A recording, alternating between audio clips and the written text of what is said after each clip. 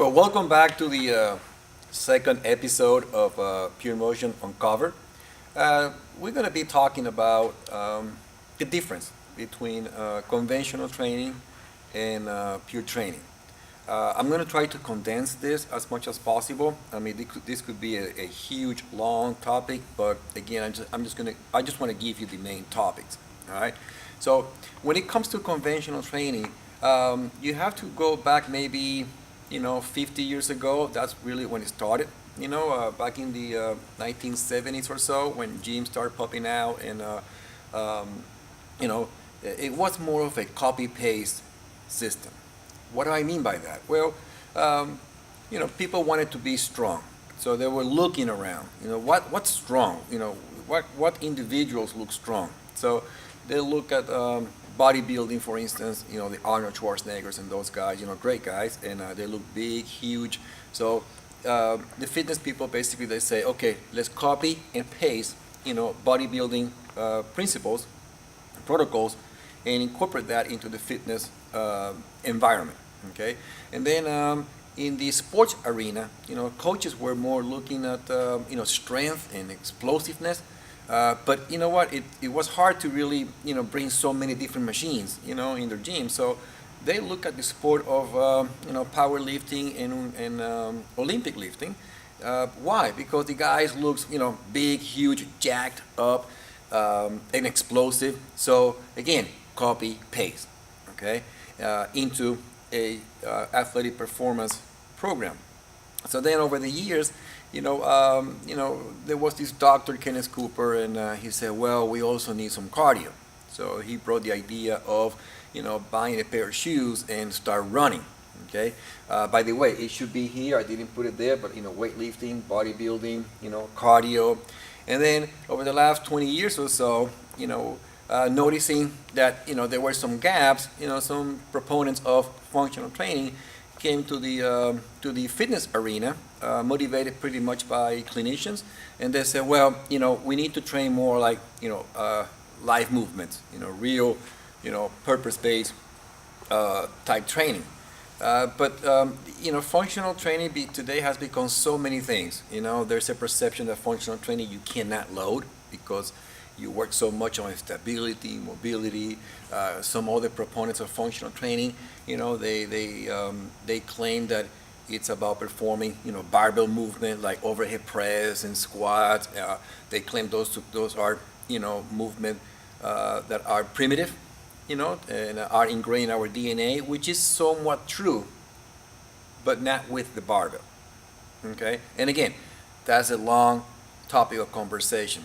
But again, functional training has really taken so many different angles that I don't really even use that term anymore. And going down the line, as fitness professional, we were looking at, well, we need to. We still feel a little bit stiff. We need to have a mind-body connection. So let's look around. Yoga. I mean, that looks pretty cool. It looks calming. I still can do some kind of physical work.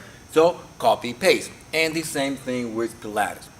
Basically, what we've been doing is we were trying to define fitness by incorporating training modalities that may not, was intended to define fitness in the first place. Okay, and also we were trying to cover gaps. But even if we blend all these training modalities, you're still going to have gaps. So pure training, Purmotion takes a different approach. When it comes to training, we notice first of all that, the fitness industry really don't have its own identity. It's just the conglomeration of different training modalities and trying to call it fitness. But we know that the aim of fitness is to increase physical work capacity. Okay, that's the goal. Is to help us be able to do physical work, for a long time, for life. Okay, can you do it this way? Yeah, sure. But again, it's proven over time that it's not sustainable because you start, lifting weight. You feel strong. You get jacked up. You get huge, and then the aches and pains start settling in, and then you move into the more light type of physical work like functional yoga and Pilates as you get older. Well, I'm 52 years old, and I don't like that. So with the Purmotion training system, we believe more in an all-inclusive approach to fitness. And to arrive to that conclusion, I had to go back in history, especially back in ancient times, to understand, the movement that matters, that were responsible to do physical work.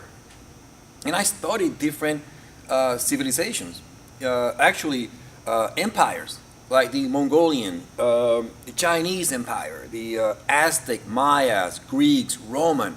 Even though they existed in different times, they have 4 types of physical work that they did very well. Okay? And that's what I want to share with you today. Because this is the type of movement that has been ingrained in our DNA. This is how we evolve as human beings to be able to move, to achieve or accomplish purpose-based physical work. And the 4 types of physical work can be summarized into lifting, fighting, sprinting, dancing. Those are the 4 types of physical work that empires and the people that belong to those empires did very well. I'm talking about lifting or moving heavy objects to build structures, temples, walls, bridges, you name it. Okay? They were extremely good at fighting. The movements and the tools that they used to fight were very efficient. Sprinting to, arrive to the situation, let's say war, or move away from the situation. Okay? And once they were successful at any of the 3 types of physical work, they celebrate dancing. That's why dancing is always been there. That's why dancing is in the gyms, for instance. But for fitness and for Purmotion, we look at dancing more of what we call SAC, speed, agility, and quickness. You have that that same connotation.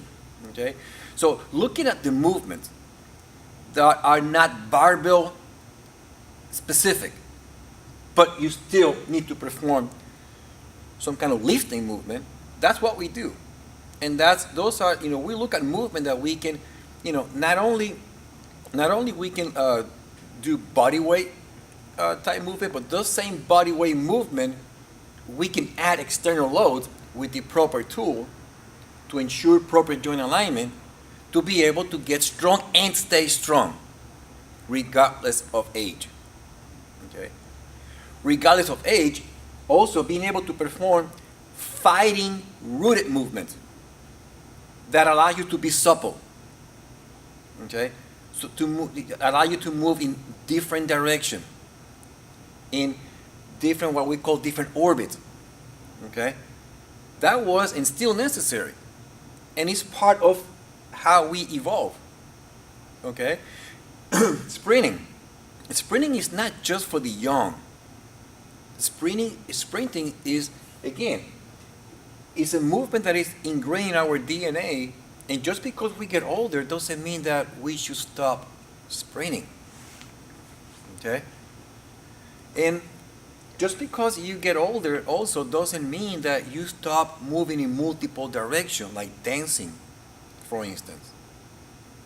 So we believe that to be a complete individual or athlete from a physical standpoint, you should master or be proficient in these four type of physical work. Okay, which is lifting, fighting, sprinting, dancing. I'm not saying you have to be a lifter, a fighter, a sprinter, a dancer, but being able to perform movements that relate to those four types of physical work is the key. And once you master those four types of physical work, you're a badass athlete. I hope this episode really, motivate you to find out more about what Purmotion is all about. Please check us online, our website, purmotion.net, our YouTube channel. And again, we're going to be providing more episodes, so stay tuned.